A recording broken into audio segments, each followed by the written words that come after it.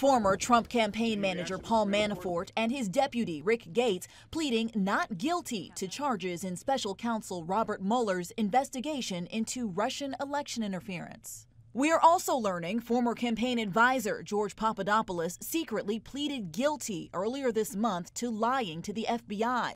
The plea agreement says he was communicating with a Kremlin-connected Russian who promised dirt on Hillary Clinton, then lied about it all to the FBI. He's not been indicted. He's actually pleading guilty, which may be the first sign that Bob Mueller has a cooperating witness in this entire case. The White House distancing the administration from Papadopoulos. He was a volunteer member of an advisory council that literally met one time. Manafort and Gates are accused of lobbying for pro-Russian Ukrainians and not paying taxes on tens of millions of dollars. They're facing 12 charges, including conspiracy against the United States, conspiracy to launder money, and making false and misleading statements. The indictment makes no mention of President Trump or Russian meddling in the election. Well, I think you all saw today that President Donald Trump was correct.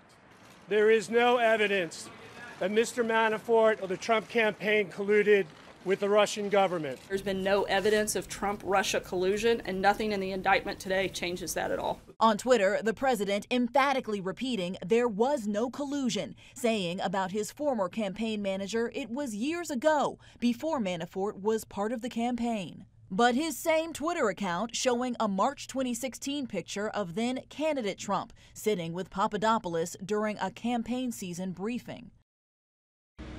And if convicted, Manafort and Gates could face serious prison time. Money laundering alone could bring up to 20 years in prison.